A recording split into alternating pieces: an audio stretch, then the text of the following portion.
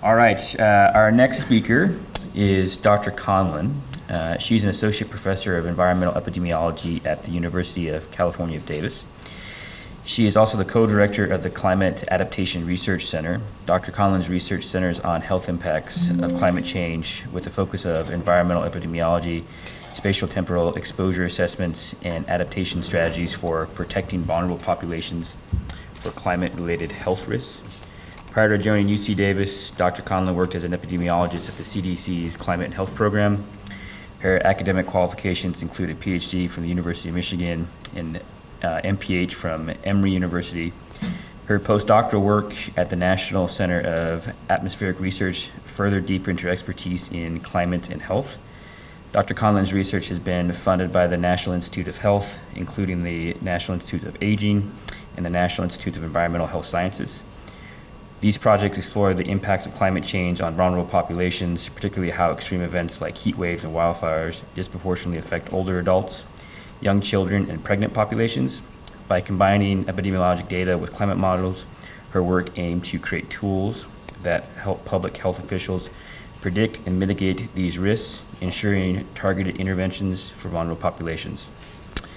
She's also my wife, and this is probably the part I was most nervous about, was screwing up this intervention or this introduction here as well too. So, but with that, thank you very much.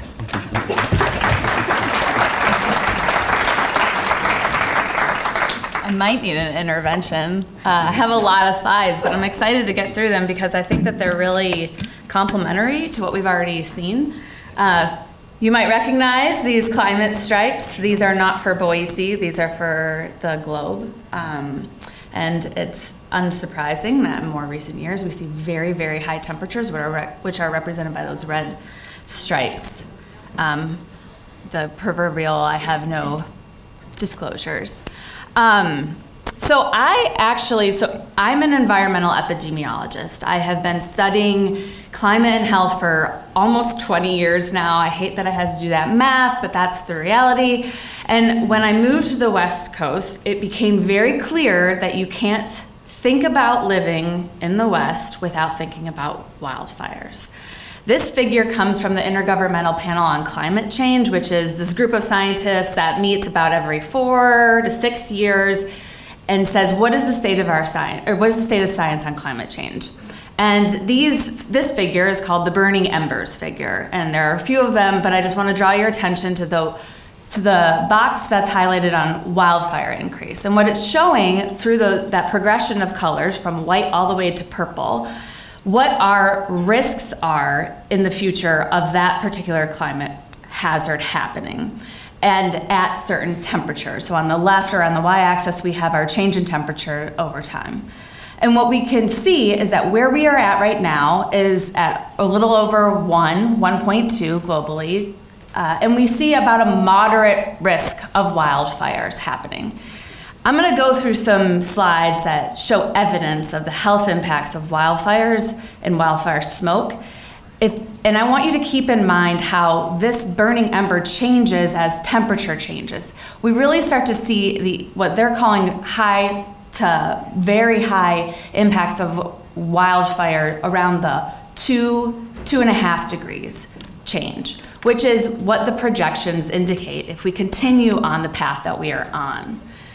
And we heard from Dr. Futenick that there are these conditions amongst populations that make them more at risk for certain hazards related to climate change, including extreme heat and wildfire smoke. But what's most important is that these impacts don't happen equally. They're unequal, and they oftentimes happen to populations that are already sick and are already dealing with other stressors that we would traditionally call social determinants of health. So, anyone familiar with what this image is? It's pretty recent. This is the Valley Fire that happened here in Boise in October of last year. This is something that we would generally call a wildland fire. What was burned here was biomass. It was vegetation, it was grasses, it was trees.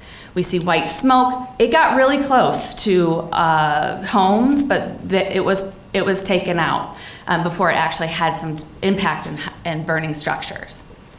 Very similarly, the fires that we just heard about in LA they started in a natural space. They were burning biomass.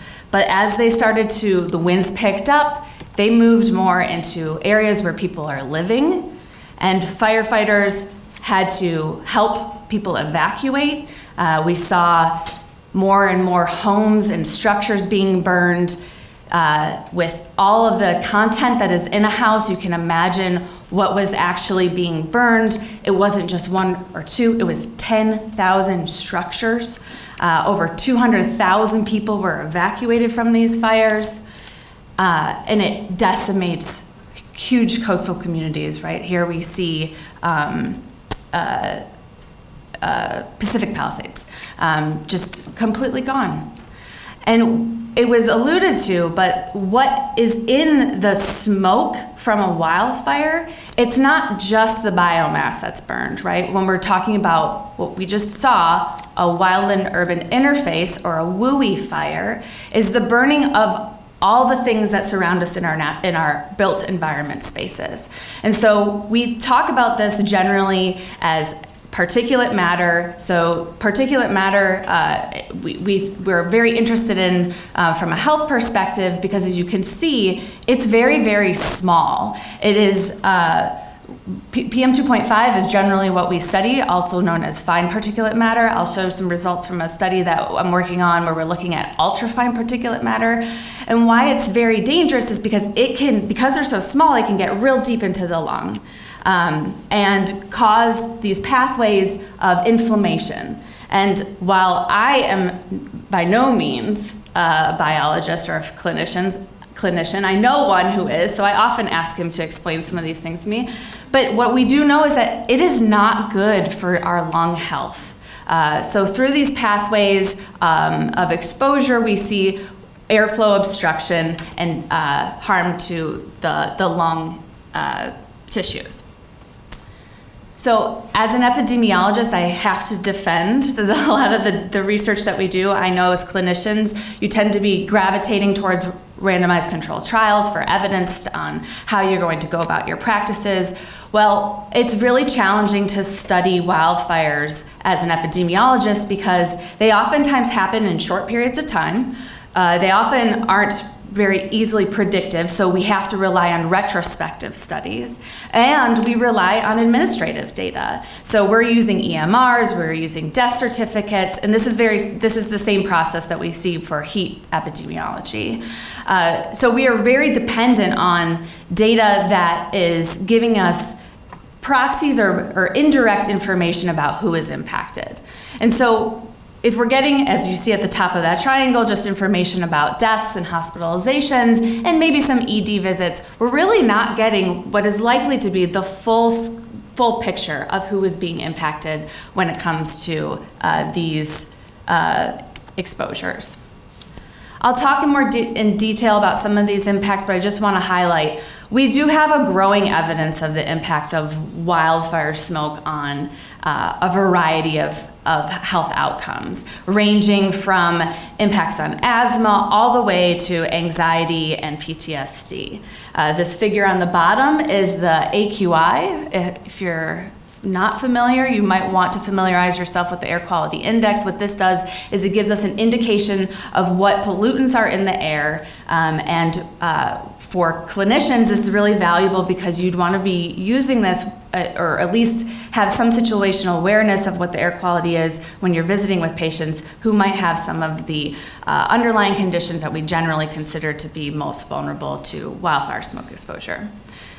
So this list of vulnerable population looks really similar to the list of what we saw for heat, and that is because they often happen at the same time and in isolation, and they have very similar impacts. This picture, I'll just say, actually comes from the 2017 fire that happened in the Central Coast of California and was the motivator for community groups to go to the state and ask for an emergency regulation on outdoor workers and their use of masks during smoke events. This turned into a permanent standard. So I say that because as these wildfires continue to grow in duration and impact, We're not talking about wildfire seasons really anymore. We're talking about wildfire years. We want to have a good sense of what the impacts are on our communities, right? And talking to people and getting a sense of what their exposures are is really important. So this might be somewhat challenging to see, but what it's showing is a study that was published just a couple weeks ago that actually looked at wildfire smoke that they attributed to climate change, so doing some fancy modeling and teasing out the effect of climate change on wildfire smoke. What was the mortality impact? And what they saw is that about 15,000 deaths in this 15-year period were due to wildfire smoke. And they did an analysis that incorporated the value of statistical life, which is a very interesting way to quantify a person's life. And they estimate that the burden of that was $160 billion. And as you'll see that in just 2020, 34% of those additional deaths due to wildfire smoke were attributed to just that 1 year. And of all the top 10 counties where they saw these highest rates of mortality due to wildfire smoke PM 2.5, those happened in the West. Where we do have clear evidence of impacts is on respiratory health. There have been a handful of meta-analyses that are looking at the health impacts or the respiratory health impacts of wildfire smoke, and nearly every single study has shown some association, a significant association between asthma exacerbations and wildfire smoke occurring. Similarly, we see more evidence of COPD occurring, or exacerbations of COPD occurring during wildfire smokes. And there's this really interesting link that is a bit it's not clear yet what the actual relationship is, but there is some indication that there might be a relationship between wildfire smoke and respiratory infections. And I'll just note that there is this phenomenal researcher at the University of Idaho, Dr. Lita Kobazar, who studies how some infectious agents might be transported on those particulate matters very far distances. One of those might be cocci. I believe she's looked into that. So where wildfire happens, and we'll see this in some other data, doesn't necessarily mean that it's going to impact that population. It can travel very far. And so we know, as I just showed, that nearly every study has shown that asthma exacerbations are worsened during wildfire events. I just wanted to show from the National Climate Assessment this map that shows future asthma burden, and this is excess asthma. And they do per wildfire season, so really thinking about early summer into about October, November. And BAU stands for business as usual, which is the scenario that we are currently operating under. That is the worst case scenario. And so we see excess average asthma burden pretty substantially, mostly in the northern part of Idaho. But you'd want to think about this as you consider who your patient populations are. So I saw, and I appreciated the chuckles of the picture of the golfers golfing during the a wildfire burning in the background, but I couldn't help but think about how common it is to see people exercising when there's poor air quality. I saw it last summer when we had awful air quality here. People are running, they're walking their children. We have a pretty robust understanding of the cardiovascular impacts of air pollution, and we're learning a little bit more about the impacts of wildfire smoke, which is also a type of air pollution on cardiovascular health, but it's pretty consistent, right? We see that the folks who have outcomes related to cardiovascular events are older people with underlying health conditions like hypertension, ischemic heart disease, or heart failure. I'll just point out that one of my students published a paper that found that out-of-hospital cardiac arrests increased 70%, and that happened amongst a younger population. So here I have listed that older adults are more at risk. We're kind of learning a little bit more as we start to dig in. So as Dr. Futner said, nearly everybody is going to fall into some bin of being at risk to some of these exposures. And there's more evidence to look at the long-term health impacts. So a lot of the studies that I just referred to are looking at acute exposures, so events that happened, within like a 2 to a 5 day period. But we're getting cumulative exposure, right? This is happening every year. We're seeing longer duration. And what this study is showing is that there were long-term health impacts. This was a national study over a 20-year period across the US. And they found positive associations between long-term particulate matter, non-accidental deaths, which we see in the top left, cardiovascular, ischemic heart disease, digestive, endocrine, diabetes, mental health, and chronic kidney disease mortality rates. And where they saw most of these happening was in the Western US. And I just want to point out that over 11,000 people were attributed to have died due to these long-term exposures. And it's not just some of those diseases that I just mentioned. There is some research that's coming out of the UK that's identifying an increased risk in cancer. Unsurprisingly, cancer related to the lung, but also interestingly, they saw increased risks of lip, oral cavity, and pharynx cancer, which in this study, they did control for other confounders like smoking. So we have a sense that there is a lot more that's going on with these impacts. And we can think about occupational exposures. We can think about our ag workers, but a huge occupational exposure that has until recently not had a lot of attention is our wildland firefighters. As of, I think, yesterday, this registry is still available. It wasn't at one point, but this registry was the first registry for wildland firefighters to study cancer in this occupational cohort. It was started in 2019, I believe, so it's pretty new. It's run by NIOSH. If you have patients who are wildland firefighters, I would encourage you to encourage them to sign up to be part of this, because I think it is going to be very informative of how we understand wildfire smoke's contribution to cancer. Like with heat, wildfire smoke has risks for our pregnant populations. Evidence is suggesting that during the second and third trimesters, that's a very vulnerable period for pregnant people and their exposure to wildfire smoke because of the inflammatory processes and the oxidative stress that might happen. There's evidence specifically tying wildfire smoke, so not just air pollution, which is something that we do have a clear evidence on, but wildfire smoke specifically, that shows an increased risk of preterm birth. And we heard a really great description of why we worry about preterm birth. It has lifelong implications. And in the one study, they found a 3.4% increase in preterm birth for every 1 microgram unit of increase in particulate matter. That doesn't sound like a lot, but it is quite a bit of an increase.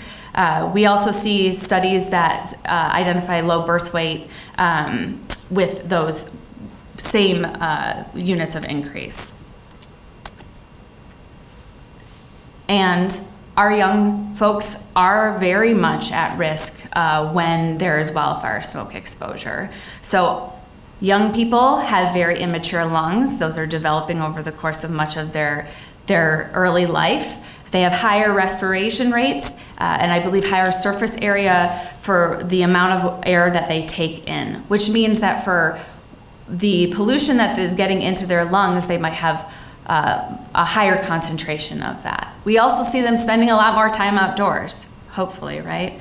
And there is evidence that shows that there's an increase in ED visits for asthma, for bronchiolitis, and upper respiratory infections. And the timing is really important when it comes to wildfire smoke exposure. So while we are understanding these cumulative and long-term effects, we see these acute effects occurring the day of up to 3 days later, which is a little different than heat-related events, right? Acute events with heat, we see it the day of up to like about a 2-day lag. Smoke has a much longer, seemingly longer effect. And I just want to point out that there's one study that found a deleterious effect in respiratory health in kids when the air quality index was above 100. And if you're familiar with the AQI, 100 is the yellow. It's like the midpoint of the yellow. So we really do want to be thinking about what is happening around us when we're advising patients. I have a project where I'm working with camps to help them to run some studies to identify what are camps doing when there's poor wildfire smoke.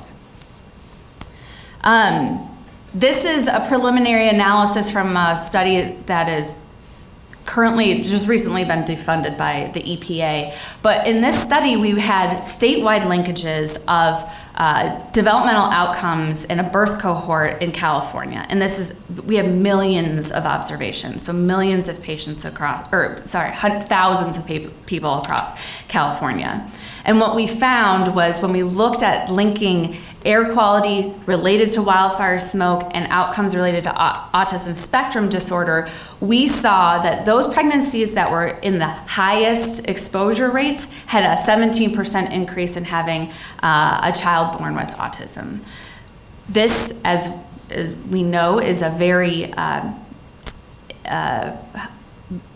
has a lot of interest right now in the media, autism. So I think that it's unfortunate that this research is kind of getting a bit of a halt because we want to have a better understanding of what are all of the contributions to autism disease. So in moving across the life course, I want to take us to our aging populations. There is a lot of evidence about the health impacts, the brain health impacts of air pollution. And my area of interest right now is how air pollution related to wildfires is impacting our brain health, specifically Alzheimer's disease and related dementia.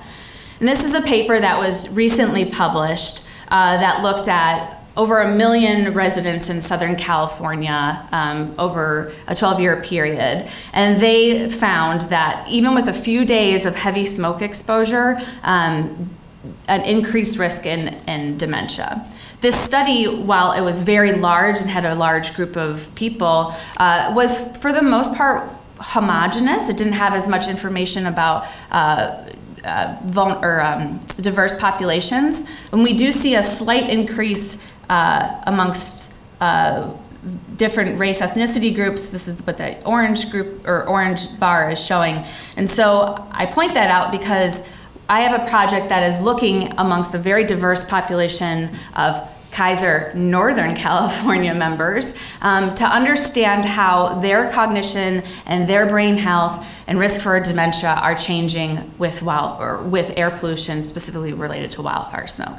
And so these are some preliminary results that we have. Candle and Star are the two cohorts. But what I just want to point out here is that consistently, so this is looking at particulate matter 2.5, and we see that decreases in semantic memory, baseline semantic memory, are associated with 5, 10, and 17-year average air quality or particulate matter, which means that we're seeing effects in the semantic memory with long-term exposure to poor air quality. Semantic memory is the memory that's embedded in us, right? It's the memory that you don't really know why you know that Paris is the capital of France.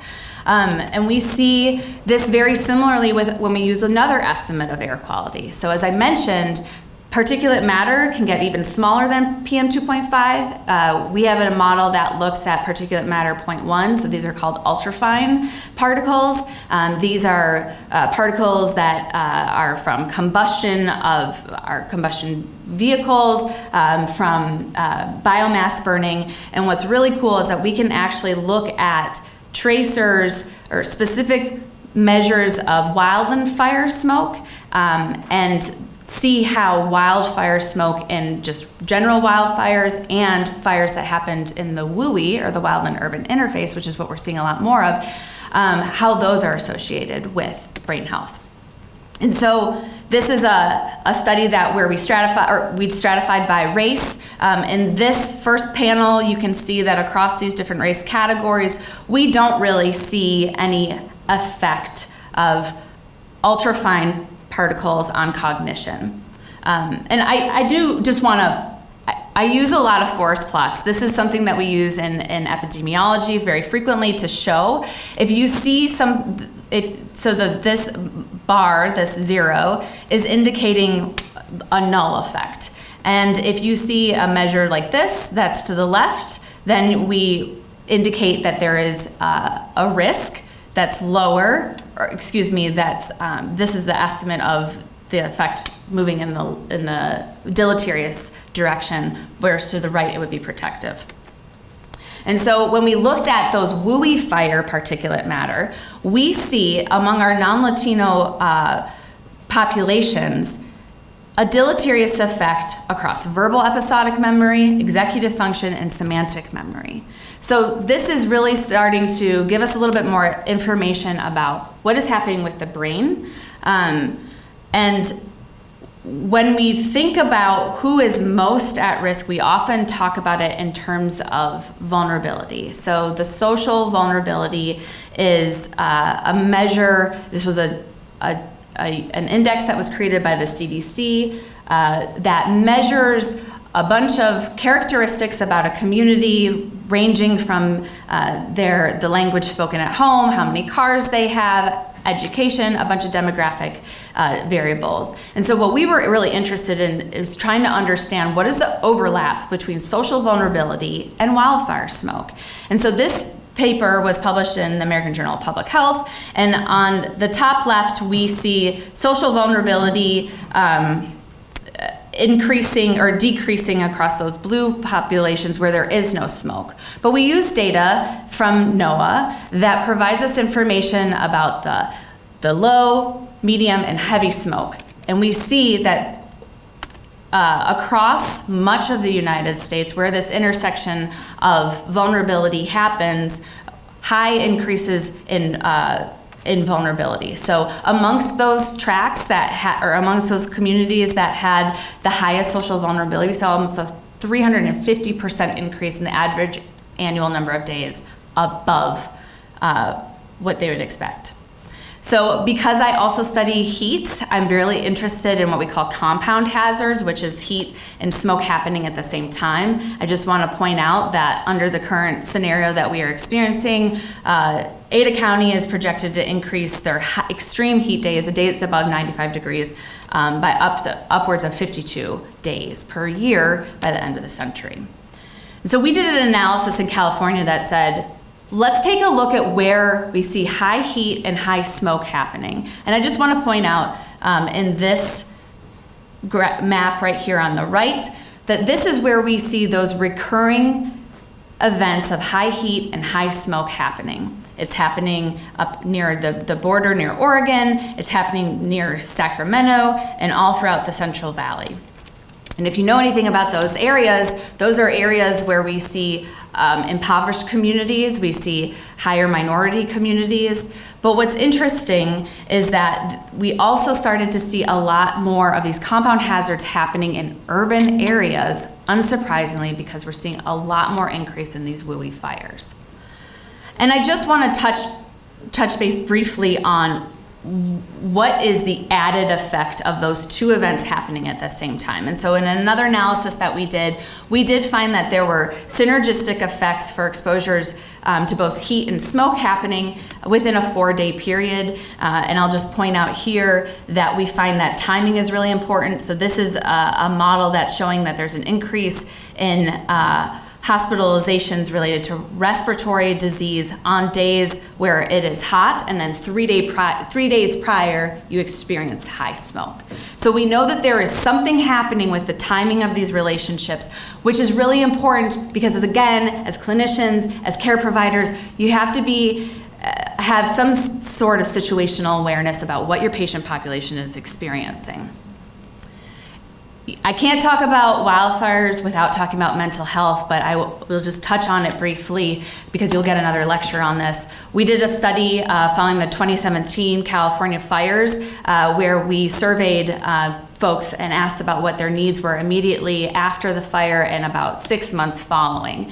And what we found was that, unsurprisingly, basic needs, physical needs, air needs, needs for clean air, health, and information were most important. Physical needs were the most important that were identified immediately after fire. And I just want to point out this one quote that we had. So a respondent said, getting pain medication was our top priority, and it was hard because Kaiser was shut down. We could not get to doctors, nurses, or the pharmacy for many days. Medical professionals were not available because their own houses burned down, plus medical offices were closed due to fire smoke. So the disruption of medical services is real, and it is something that we have to be thinking about as we look at some of these projections and trying to understand what that's going to mean for our patient populations. And this just shows, this figure is just to show that amongst these respondents, that mental health needs were reported consistently amongst our respondents, both at the time of the survey and then following up for about 6 months after. So these are lingering effects. So you might be asking, what can we do? And there are resources that help, but most importantly, I think it's important to know your air quality. As we see, you can talk about air cleaners and filters, which I'm happy to provide a little bit more information about. This figure on the right shows what is known as the Corsi box filter. These are filters that you can make with just like a box fan. So these are really valuable for low-income communities, and they're pretty efficient. And also having a plan in place. I think this is something that we see as a problem for other communities, but here in Boise and the Treasure Valley, it's happening. We just saw the Valley Fire, so it's not something that we want to take for granted. And then there are some messaging around how to protect our asthmatic patient population, which looks very similar to what we would see for our general population. And then, because I can't help but think about occupational hazards, this is a figure that really just illustrates what you can do at an individual level, ranging all the way from a group level. So we can think about using respirators, having our plan in place, but that only goes so far if there aren't other protections in place at higher levels, like what we saw with the heat standards. So with that, I can take any questions.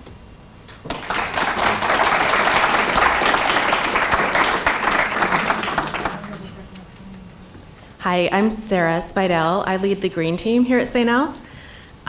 So I just was hoping you could go into some more detail around practical strategies. Since many of us are parents, I'm a mom of 3 kids, and I wonder, when it gets bad, what should our plan be?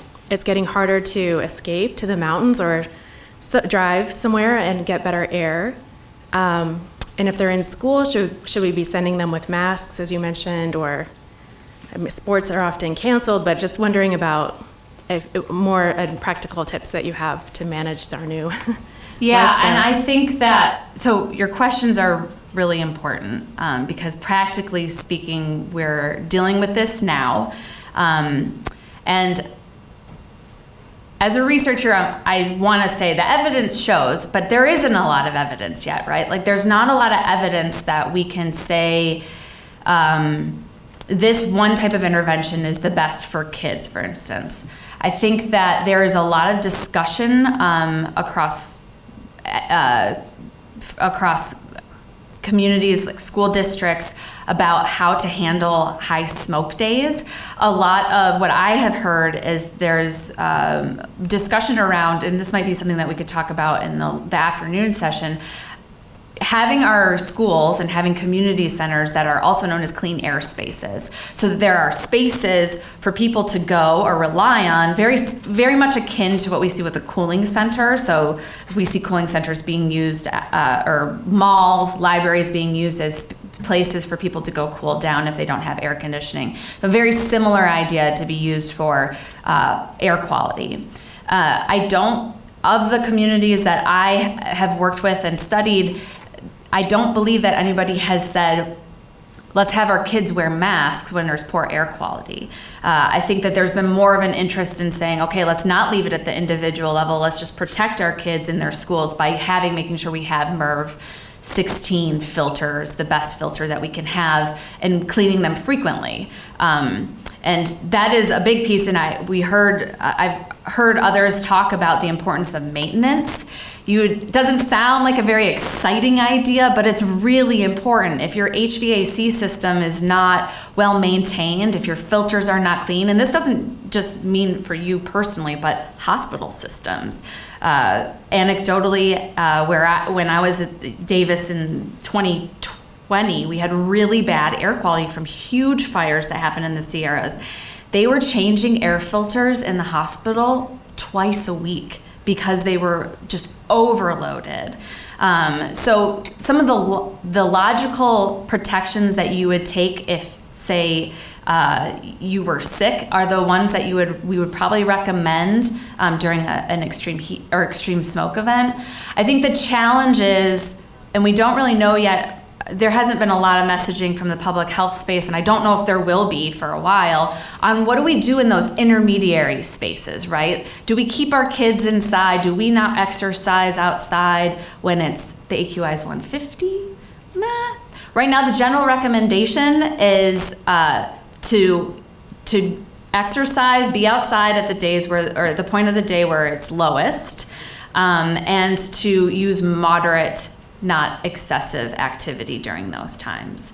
I think that it can be really challenging, and we saw this in communities like Sealy Lake, Montana, where they had periods, the whole summer was awful air quality. Kids were inside all summer long, and at a certain point, even when the air quality was bad, parents were like, okay, you're right, you need to go outside.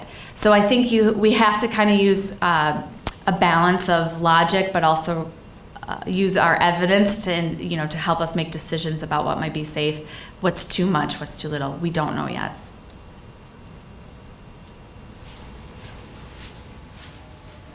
Is this on? Okay. So I always like to get to the root cause of every problem that I see. And so, of course, if we can prevent wildfires, then we're avoiding all of this smoke. I know forest management has been implicated a lot of times in the cause of wildfires, but obviously we have rising temperatures. Do you know if we're beyond a tipping point where forest management will even make a difference in wildfires in the United States and around the world?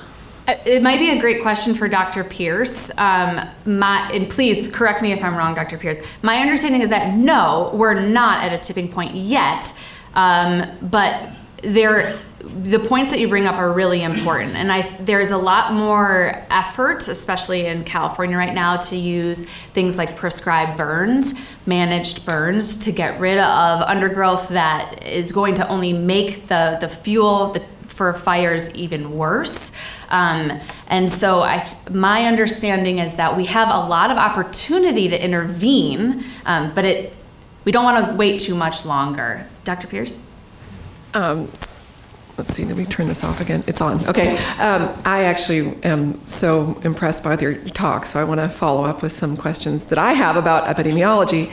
To answer the question about fire and fuels, there are certain ecosystems where fuel management really helps and makes sense. So here in Idaho, for example, our lower elevation kind of sagebrush steppe and now cheatgrass invaded landscapes are places where fuel management, especially, for example, like the corridor between Boise and Mountain Home, the BLM has cut back right along the interstate, and that dramatically reduced fires in those areas. However, when we get into our high elevation forests, those forests have always grown in dense forests. So fuel management really is not effective in those ecosystems. Then we get into our mid-elevation ponderosa pine. That's where some management treatments can really make a difference. So it kind of, the short answer is it depends, but we cannot just manage our way from a fuels perspective, unfortunately, out of the fire problem. I would say we have to, those high elevation fires are climate driven fires. So Since I have the microphone, I was actually just writing you an email.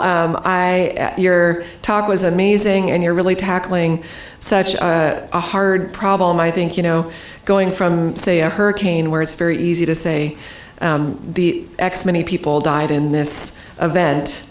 Wildfire smoke is, by definition, nebulous and takes a long time to affect people. And anyway, just great job getting that data together is really what I wanted to say. And then I guess my question is, can we put a time frame on the years in which a person might be responding to that smoke event, or months, or is there a window that is most important to look at? That's a great point. And thank you. I think that as I alluded to when I was showing the analysis of the compound hazards where heat and smoke are happening, we have so much to learn about the timing of these exposures and what the health impacts are. So we know that with smoke specifically, there are periods up to 2 to 3 weeks where we see health effects of smoke. And that is relevant because, especially in the West, we don't often, we might have these periods of time where we're getting hit with lots of smoke. So we might have a fire that happens north of here and the smoke plume comes down. Then we have a fire that happens in California, and then a fire that happens in Oregon.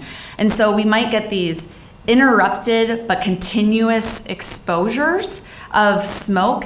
Those are very challenging to model from what we call an exposure assessment perspective. But what we are feeling more confident about is the acuteness of when there is an event, how to protect ourselves. So within a day or two, you really do want to be taking protective measures to keep yourselves indoors in a clean air space, so that you're not getting those very large dumps of particulate matter into your lungs. But there's a lot to be learned because, as I mentioned, we're not exposed to just one thing. You're not just exposed to air pollution. You're exposed to heat. You're exposed to other things in the environment that can make us sick. And so there are phenomenal researchers who are starting to tease that out. That's called the exposome, because what is science if you don't have an ohm after it? So that's like a new area of environmental epidemiology that is kind of taking off, and the climate epi space is really following suit because there's all of this is connected.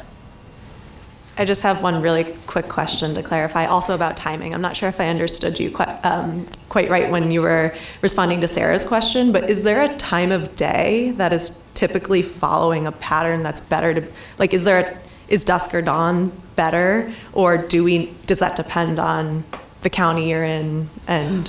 For wildfire smoke, it really exposure. depends, as I understand it and what we've seen in the epi literature, it really depends on the event and what's happening meteorologically, right?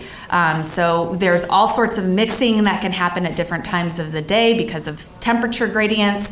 I think that most of the recommendations are to try to avoid it in the late afternoon, but that's also because we have wildfires that happen in the summer, and that's when it gets hottest. Thank you for your talk. That was great. Thank you so much. I was wondering, as we were hearing about the heat and wildfire impacts, I find it a little depressing realizing all the impacts it can have on our communities, on our bodies. And I'm just curious, what do you think is the best way to spread that information? Who are the trusted advisors that people would listen to actually take action? And I'm just reflecting on, going to my doctor, going to my cardiologist. I've never heard any of that. I only hear it in the climate community. So I wonder, where should people hear about this? That's a great question. It's almost like we planted it. That's why we're having this conversation. So you might know that nurses, doctors, for the most part, are the most trusted purveyors of information. We also know from the climate science space that the weather person that you see on the news, they are also very much trusted in the community. So the people who share this information that are going to reach the largest amount, I would argue, are you all, the clinicians, are the care providers. So having some information about these exposures, not just wildfire smoke, not just heat, but all of the other exposure pathways through which we can get sick from climate events is really important. And I just want to plug the Medical Consortium on Climate Change is a phenomenal group. They are doing so much to make very digestible materials that clinicians can use to learn more about climate change, but then to also share with their patients. And unfortunately, we're going to have to rely more on third-party groups like them because CDC is not able to provide that kind of information anymore. Hi, my name is Lucy Skinner. I'm a resident, family medicine resident. I have two quick questions. One is, what is your favorite AQI website and like most accurate? And then the second question is, sometimes I struggle with like telling patients something that is relatable in regards to AQI. Like when the AQI is 200, it's the equivalent of smoking a pack of cigarettes or something. Like, do you have any like tangible comparisons, or does that exist? Because sometimes it's so, I have trouble kind of conveying the importance and the hazard in a way that people understand. Yeah, that's a great. So the second question you had, my answer is I don't know it off the top of my head. I have to look, but I want to now. I'll look it up and see. And I think that the Medical Consortium has that kind of information. It's really valuable. So, but to answer your question about what the app that I use, I think it's called Air IQ or AirQ, not Air Now. Air Visual, thank you, which I can get nerdy about it, but that incorporates a ton of different monitors that include EPA's monitors and the personal monitors, and it also throws in the AQI. But to get back to it, the AQI, the Air Quality Index, is that is the measure that we use when we're thinking about climate or thinking about air pollution. Yeah, it's kind of like the heat index of air pollution.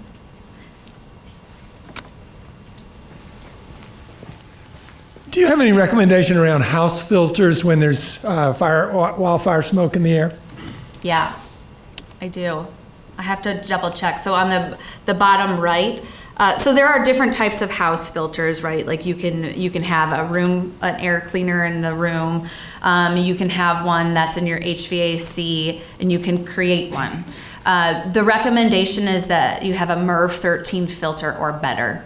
And actually, some of the engineers in the room and the building science folks might have more information about that. But from the public health perspective, that is what we recommend. And you can create, what's cool is like you don't have to spend $300, $400 on a room cleaner, though some would argue they're better for various reasons. You can create that with this box fan, the Corsi box fan.